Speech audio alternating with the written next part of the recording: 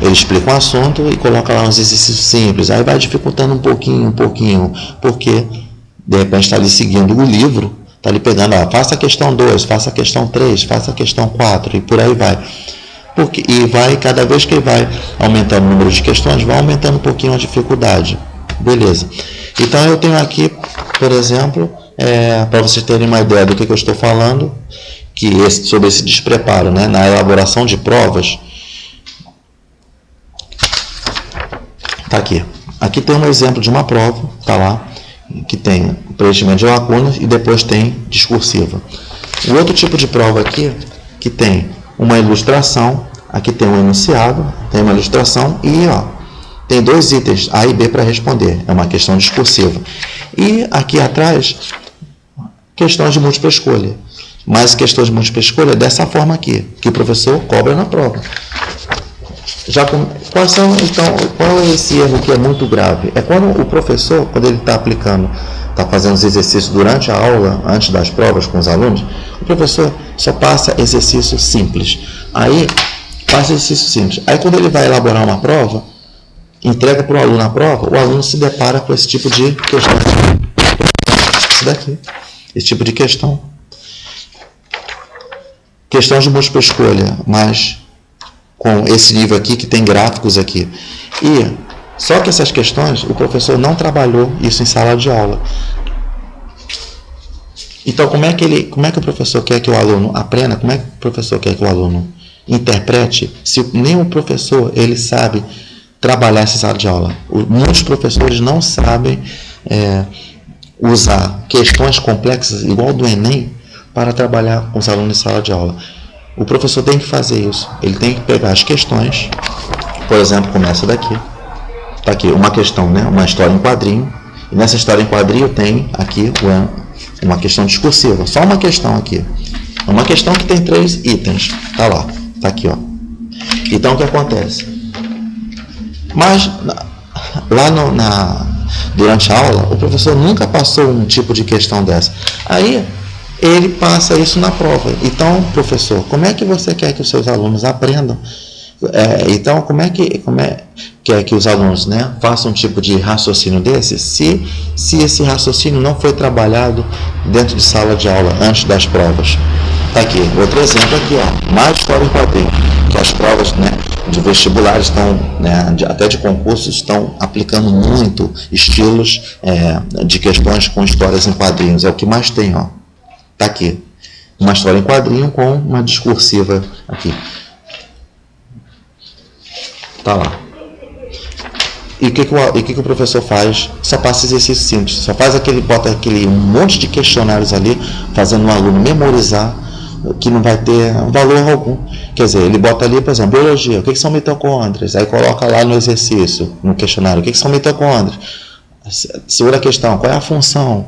O que são síntese de proteínas? Qual é a função? Quer dizer, não coloca uma questão aplicativa. O professor coloca a questão aplicativa lá na prova, mas ele não trabalha a aplicação do assunto nos exercícios. Só faz para o aluno memorizar. Não pode agir dessa forma. Isso aí é antiprofissional. Não está tendo, é uma coisa incoerente. Então o aluno ele tem razão até de reclamar. Muitos alunos falam assim para mim: poxa, o professor ele passa exercício tão simples ali de matemática, faz a gente calcular qual é as 2 raízes da função quadrática, da função de segundo grau, ali para usar a fórmula de Bhaskara, para usar delta, B ao quadrado menos 4AC, mas na hora de fazer na prova, coloca uma questão super complexa ali, que o aluno nunca viu. Quer dizer, o aluno ele viu função quadrática, mas ele não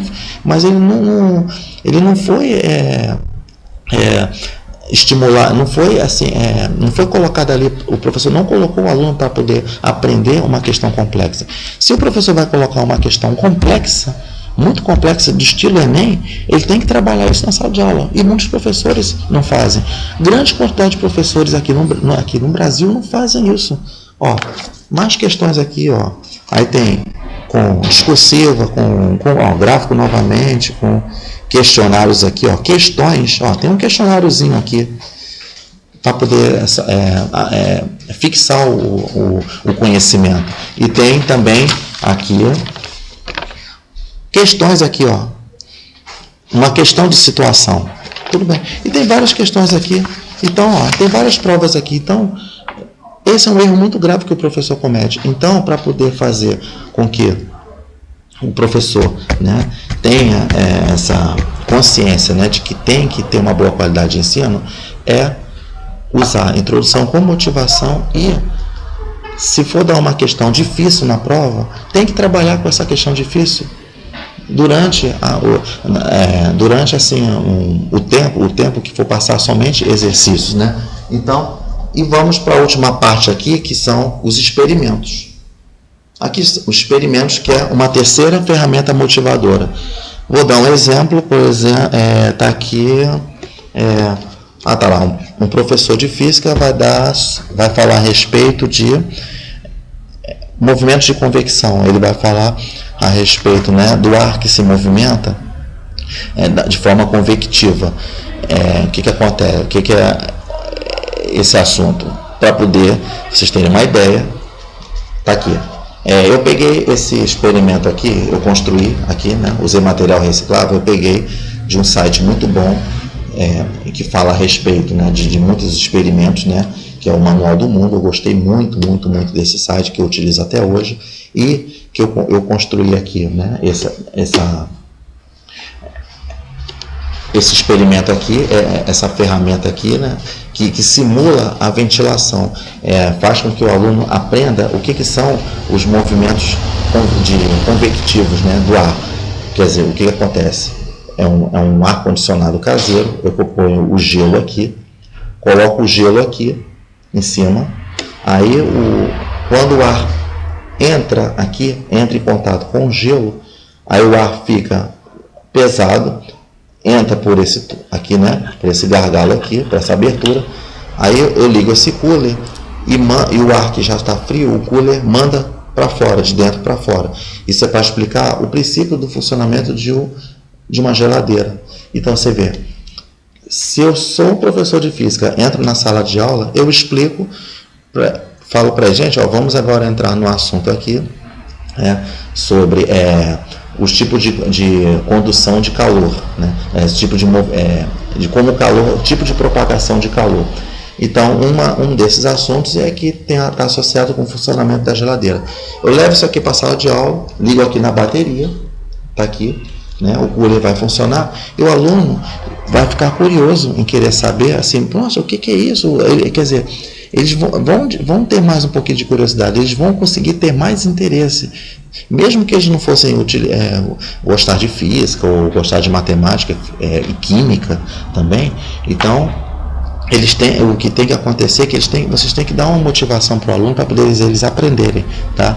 Então, isso foi só uma introdução que eu fiz a respeito desses 2 erros graves cometidos por muitos professores. Então, se eu expliquei o que é uma introdução com motivação, que espero que tenha sido entendido, então você já sabe o que é uma introdução sem motivação. O que é introdução sem motivação? Chega lá, entra na sala de aula, só explica lá os assuntos assim, basicamente, só passa exercício simples.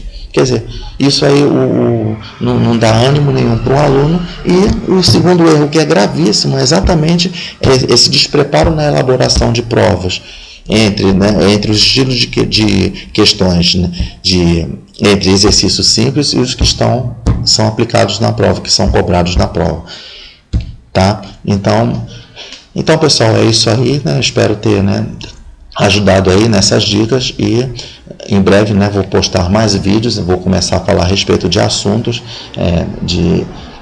vou começar a explicar de como você pode dar uma aula de um determinado assunto, né? Então eu vou aos poucos assim elaborando assim mais vídeos. Então até a próxima, tá? Muito obrigado, valeu, tchau.